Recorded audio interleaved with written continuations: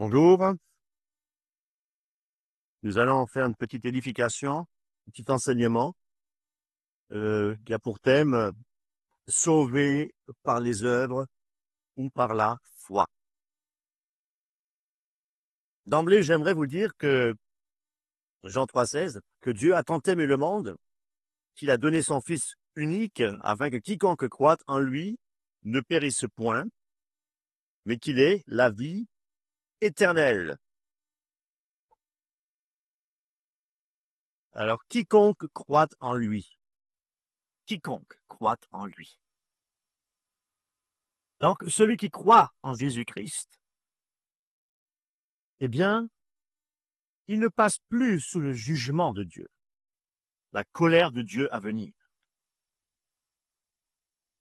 Quiconque croit en lui ne périsse pas, mais qu'il ait la vie éternelle. Amen. Vous avez aussi, première épître de Jean, au chapitre 5, verset 13. Je vous écris ces choses afin que vous sachiez que vous avez la vie éternelle, vous qui croyez au nom du Fils de Dieu. Amen. Vous qui croyez au nom du Fils de Dieu. Alors, faut-il faire des œuvres pour avoir la vie éternelle?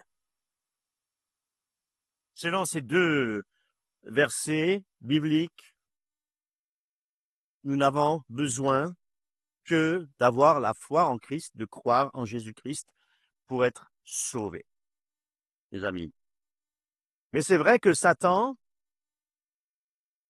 qui est notre adversaire et l'ennemi de Dieu,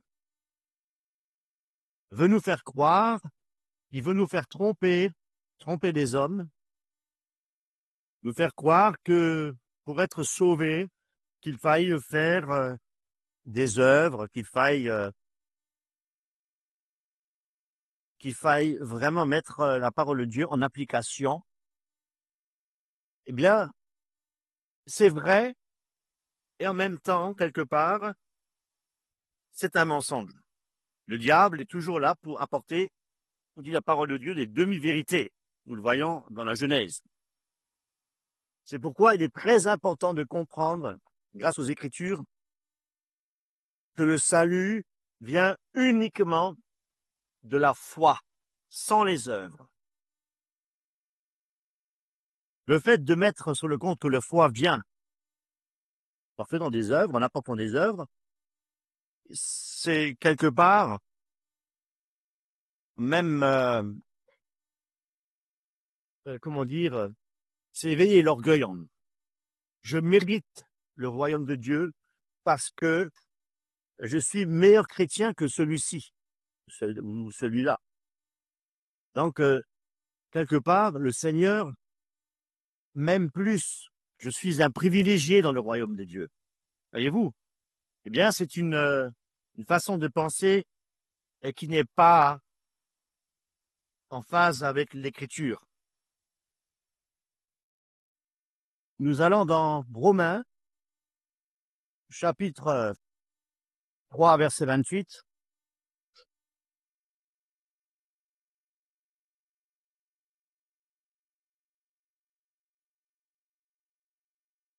Non, mais par là, alors, où donc est la vanterie?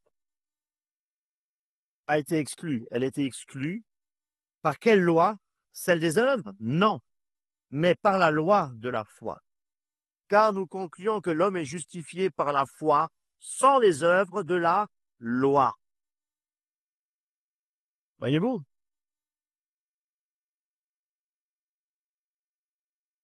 Le salut a été offert gratuitement par Jésus-Christ. Un salut éternel. Non pas un salut pour un temps. C'est un salut éternel. Et nous devons nous humilier devant l'œuvre du Christ à la croix. Malheureusement, beaucoup pensent qu'il faille faire des efforts pour être sauvé. Lorsqu'on dit effectivement, nous devons persévérer jusqu'à la fin, la persévérance finale, pour être sauvés. Est-ce nos œuvres qui vont nous sauver? Non, mes amis. Si nous persévérons jusqu'à la fin, c'est parce que nous sommes sauvés. Et parce que nous sommes sauvés, le Seigneur n'abandonne pas ses enfants, il nous donnera les forces nécessaires, et même si il nous arrive de broncher, de tomber, le Seigneur nous relève.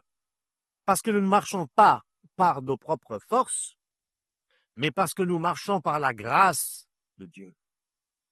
C'est la grâce de Dieu, mes amis, qui nous accompagne. Et c'est cette grâce qui nous donne la force de marcher à contre-courant de ce monde, mes amis. On va voir de plus près.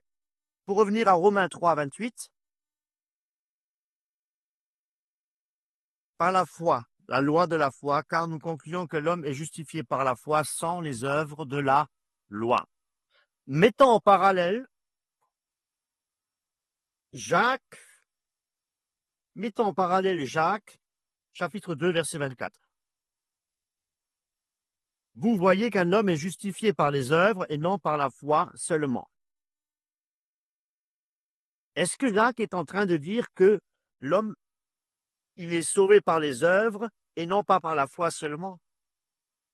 C'est parce que l'Écriture nous enseigne. Je vais le relire. Vous voyez qu'un homme est justifié par les œuvres et non par la foi seulement. On parle ici d'être justifié. Mes amis, qui c'est qui nous a justifiés? Dieu nous a justifiés. Il nous a justifiés parce que il a pris nos péchés, notre condamnation sur la croix. Il s'est fait pécher pour nous. Et Éphésiens nous dit que c'est par grâce que vous êtes sauvés. Ce n'est pas par les œuvres, mais par la foi. Parce que les œuvres ne nous sauvent pas, mes amis, les œuvres nous condamnent. Les œuvres de la loi nous condamnent, mes amis. Voyez-vous? Et ce n'est pas grâce aux œuvres que nous sommes sauvés, pour que, justement, il nous enseigne, Paul, pour que personne ne se vante. Donc, il n'y a pas de contradiction entre ce que l'apôtre Paul apporte et ce que Jacques nous apporte. Jacques ne dit pas, écoutez bien, il ne dit pas qu'on n'est pas sauvé par la foi. Jacques ne le dit pas. Il dit juste que la foi sans les œuvres ne sert à rien.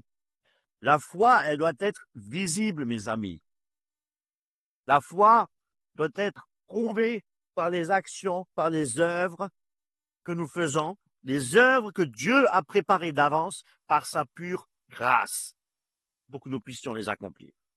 Non pas des œuvres par nos propres forces, mais par la puissance du Saint-Esprit, par l'œuvre de Christ qui habite en nous, par l'Esprit qui habite en nous.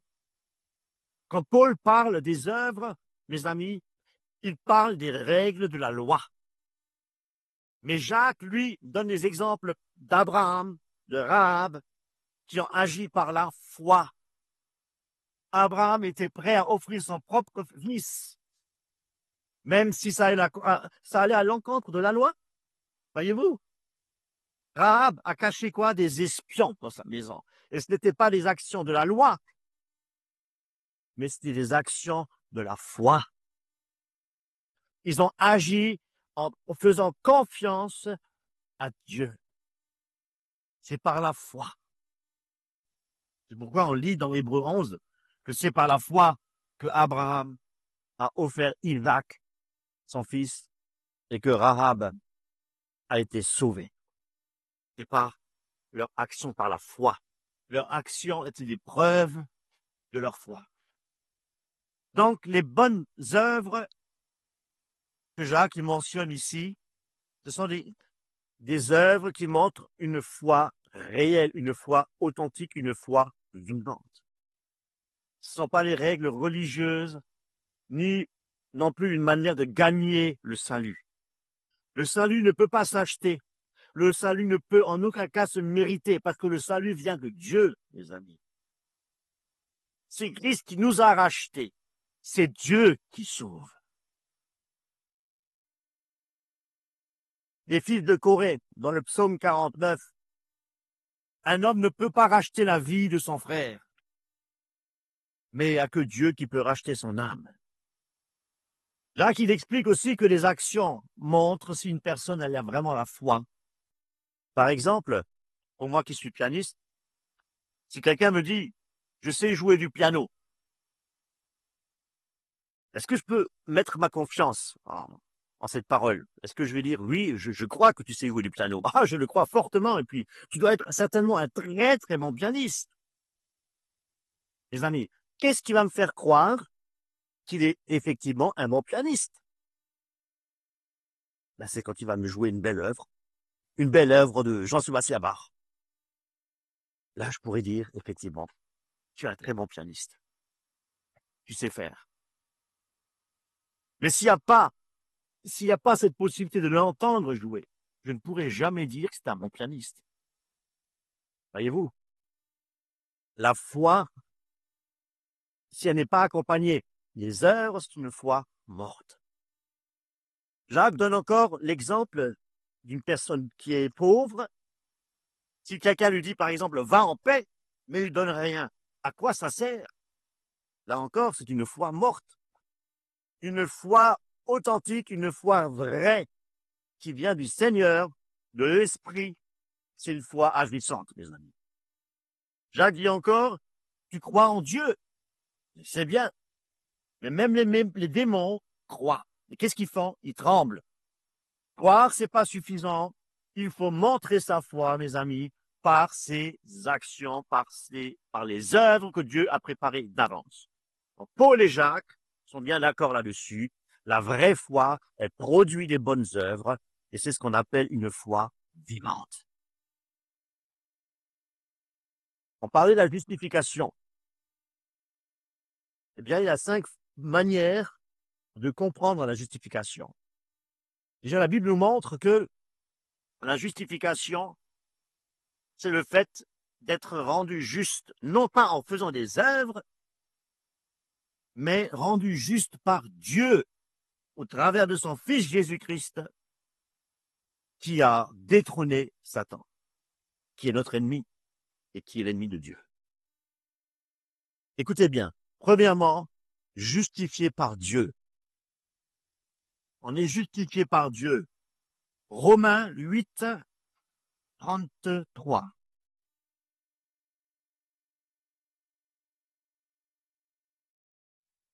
Qui intentera accusation contre les élus de Dieu? C'est Dieu qui justifie. Amen. Romains 3, 24. Nous sommes justifiés par grâce. Étant justifiés gratuitement par sa grâce, par la rédemption qui est dans le Christ Jésus. Amen. Nous sommes justifiés aussi par le sang de Jésus-Christ. Romains 5, 9. Christ est mort pour nous, beaucoup plus donc, ayant été maintenant justifiés par son sang, serons-nous sauvés de la colère par lui. Nous serons sauvés de la colère à venir, le jugement. C'est pourquoi nous ne passons pas par le jugement. Un chrétien né de nouveau ne passe pas par le jugement, parce que nous sommes justifiés et sauvés, justifiés par le sang de Jésus, le sang de l'agneau qui nous justifie. Amen. Romains 3, 28.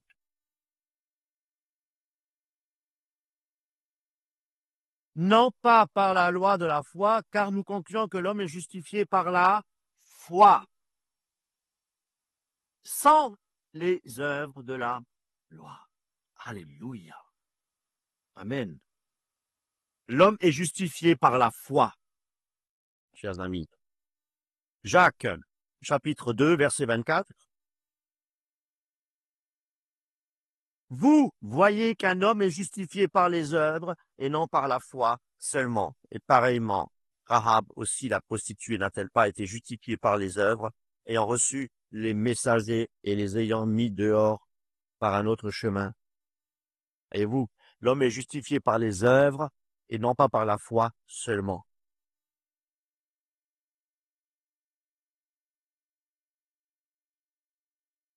Ces 5 points, mes amis, ne se contredisent en aucun point.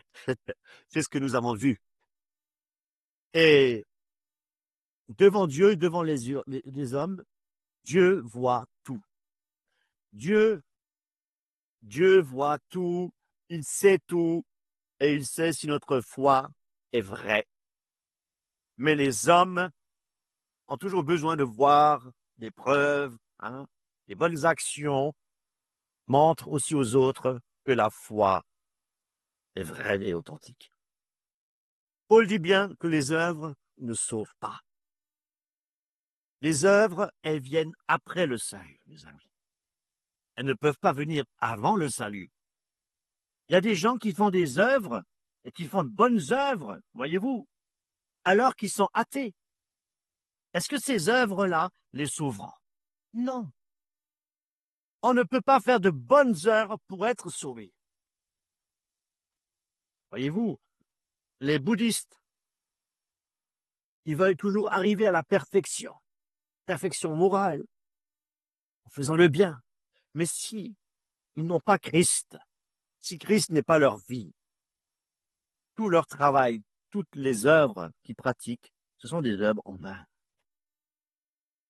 On ne peut être sauvé que par la foi en Jésus-Christ. On avait vu dans Éphésiens 8, le chapitre 2, où il explique que le salut est un don gratuit, mais que nous avons été créés. Pourquoi? Pour faire de bonnes œuvres. Et quand il a écrit à Tite, Paul lui dit aussi que Dieu nous a sauvés par sa miséricorde, par sa bonté, et non pas à cause de nos œuvres. Et il insiste aussi que le croyant puisse faire de bonnes œuvres. Parce que les bonnes œuvres que nous faisons, c'est le fruit du salut. Comprenez? Donc, pour résumer, la Bible, elle enseigne que le salut est un cadeau de Dieu et qu'il ne se mérite pas en faisant de bonnes œuvres, aussi bonnes soient-elles. Il est possible, grâce à Jésus-Christ et à sa mort sur la croix, d'obtenir la vie éternelle. Le salut, il est reçu par la foi. Et la vraie foi, mes amis, elle produit les bonnes œuvres. C'est ce qu'on appelle le fruit de l'esprit. Et ceux qui croient, ils sont sauvés et leur action montre que leur foi est réelle. Et si ceux qui disent être sauvés et qui ne manifestent pas des œuvres de par leur foi est morte et ce sont des professants et ils n'ont jamais été sauvés. Voyez-vous? Toute la gloire revient à Dieu et à son Fils Jésus-Christ, qui lui a tout accompli sur la croix, tétélestai en grec, pour sauver les pécheurs dont nous faisons partie. Nous qui croyons en cet immense privilège, mes amis, que être sauvé, ce n'est que sauvé, que ce n'est qu'une pure grâce. Une grâce qui découle de la miséricorde de Dieu, le salut offert en Jésus-Christ, de par la croix, l'œuvre de la croix, accomplie par Jésus-Christ pour nous racheter. Amen. Soyez richement bénis.